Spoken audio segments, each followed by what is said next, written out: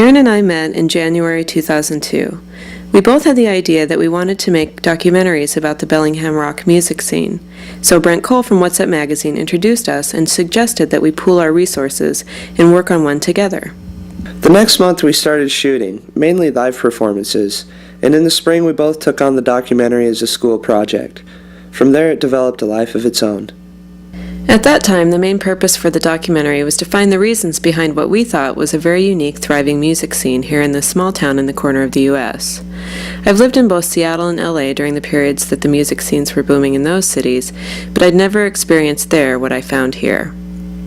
Over the next year, we interviewed a bunch of bands that we noticed were involved in the Bellingham rock music scene to learn what they thought made this scene so special. What we found more than anything is that this music scene is always in a state of flux. It changed almost daily as we worked on this project and will have undoubtedly changed by the time you're watching this movie. The one constant we believe that makes this music community exceptional is all the people we've met who are involved in it.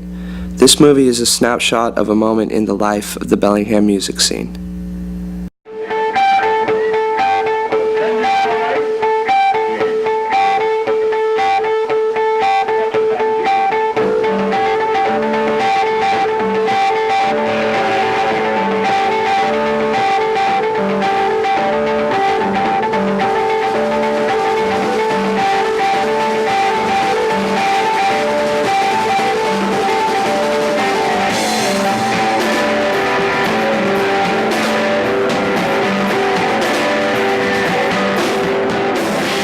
I met Ollie at the bar one night, and I think, was I wearing a cowboy hat?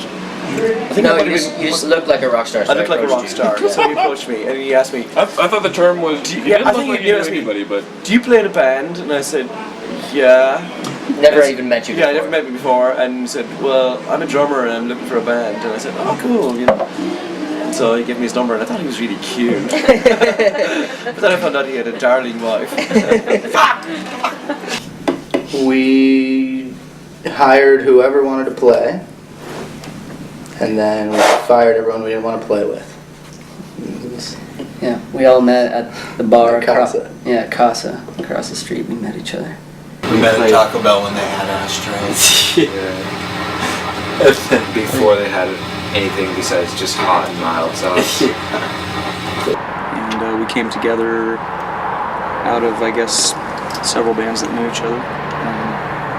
Yeah. Chris and me started playing together when I was 19, so 10 years ago. We played in a really bad band together back in the day, but that it forged a musical bond, which we later kindled in a better band. It was at least better than the first one, which I won't mention. It forged a lot of kindling. Yeah, it definitely forged a lot of kindling. We lived in the same apartment complex, and I lived below him. And he found out I was in the band, and he came up to me one afternoon and said, "Hey, I heard you're in a band and you play bass, don't you?" I said, "Yeah." He says, "Well, how would you like to join my band? We're playing these cheesy covers, like To Serve Love and some other really weird songs." And I'm like going, "Hey, I'm there, So so I started playing with them, and I've been sorry ever since. I took a gun, I pointed it at Tina's head and said, "You're gonna play some music." Pretty much, yeah. We've been playing, since we were 13 in various different bands, and then we moved up here to go to school and work or do whatever, and we're just playing and looking for a bass player, and Josh said that he would play bass, but he was lying and came to practice with the guitar, and it sounded good. I called first and said, would it be okay if I brought a guitar instead? It's my prop. I think didn't I find Josh? No, we were all there. For shut it, man. Three of us. I knew that it was Mark and Ryan, and I knew that I had to go practice with Mark and Ryan in 3 days, but I didn't know which was which. So I called Frankie, this guy that used to live in town that was there, and I asked him. And it's funny because he said Mark's the one with the hat. Mark's the one that always wears the hat. And it still holds true. Kind so of. I knew who was who. I haven't worn the hat in like a year, But they didn't have to know that. Yeah.